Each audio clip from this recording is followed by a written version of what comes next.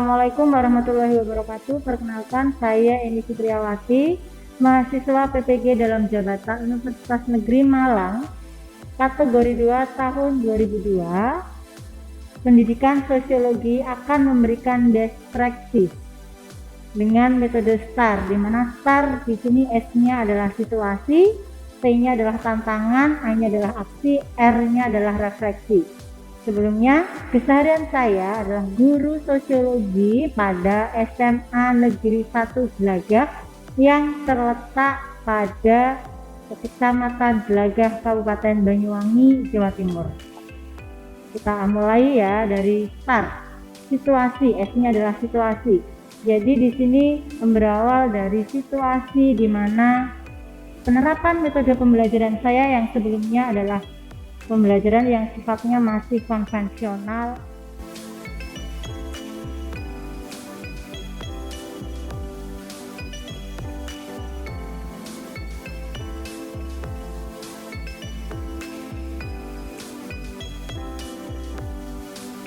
Sehingga hal tersebut menyebabkan motivasi belajar peserta didik itu rendah.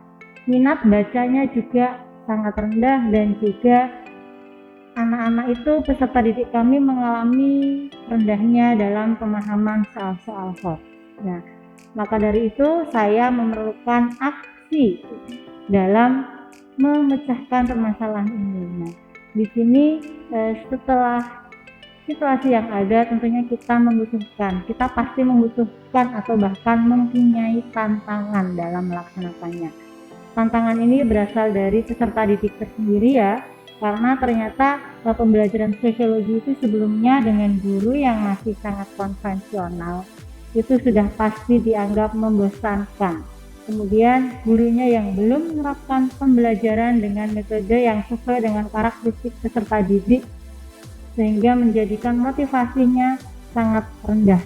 Kemudian media pembelajaran yang digunakan belum seinteraktif mungkin, belum menarik mungkin, sehingga menyebabkan minat baca khususnya pada buku atau keilmuan sosiologi juga sangat rendah.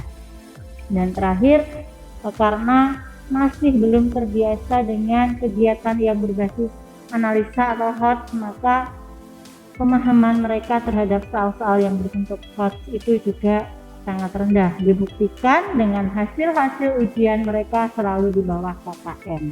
Nah, dalam hal ini yang saya lakukan, saya melakukan wawancara dengan para ahli, yang kadang kami wawancara tidak secara tatap muka melainkan secara daring.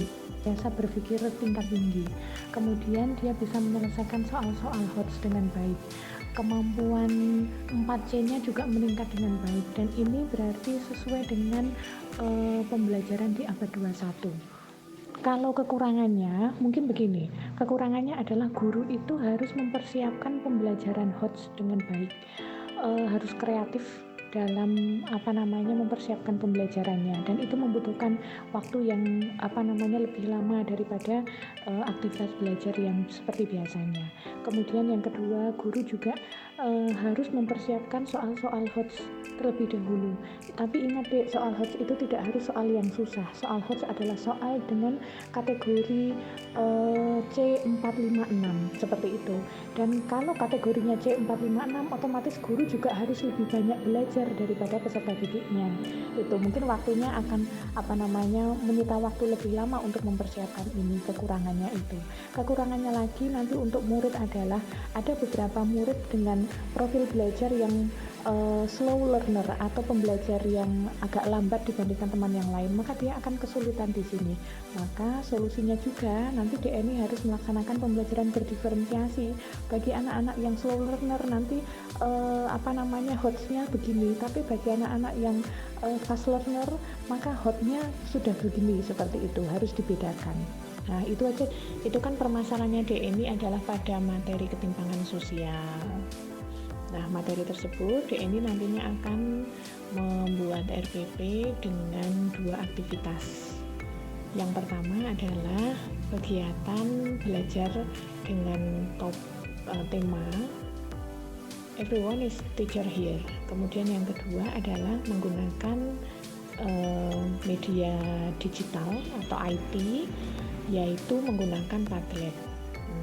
DNI yang pertama, ketika itu DNI kan masih kebingungan mau menentukan model pembelajarannya atau pendekatan pembelajaran. Kalau dilihat dari aktivitas yang DNI lakukan sebenarnya ya, itu bisa masuknya ke model pembelajarannya problem based learning. Kemudian saya juga mendapatkan berbagai masukan, saran dari Bapak Ibu dosen pembimbing ketika penyusunan rencana aksi, juga dari guru PAMO, dan juga saran masukan dari teman-teman dalam kelompok diskusi kami.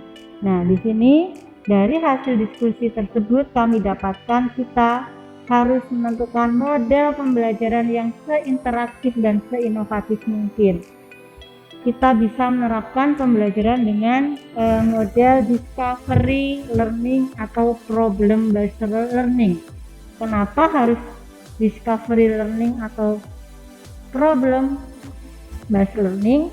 Karena kedua metode ini saya yakini dapat memantik, dapat menjadikan peserta didik itu lebih bersemangat lagi dalam mencari sebuah literatur. Jadi minat bacanya mau tidak mau pasti akan naik. Kemudian selain dari discovery learning dan PJBL, nantinya juga akan disisipi dengan berbagai aktivitas seperti aktivitas everyone is a teacher here, jika aku menjadi, dan penulisan hasil diskusi langsung ke dalam Padlet. Sehingga ini nantinya akan membuat peserta didik lebih interaktif dan lebih kreatif lagi. Nah, ternyata pendekatan model dan metode pembelajaran tadi sangat-sangat berdampak yang luar biasa. Di sini terbukti hasil dari belajar anak-anak itu lebih meningkat dan keaktifan mereka dalam diskusi maupun dalam presentasi itu juga sangat bagus. Memang dalam pembelajaran ini banyak yang harus dipersiapkan. Di sini saya sebagai gurunya harus mempersiapkan berbagai macam data, berbagai macam artikel yang bisa mereka kaji di dalam kelas. Kami harus menyiapkan stimulus yang dekat dengan mereka. Kami harus menyiapkan stimulus yang benar-benar realitas sesuai dengan yang kita kaji. Tapi melihat hasil yang sangat luar biasa menjadikan kami pun juga puas dengan penerapan metode dan model pembelajaran yang kami terapkan.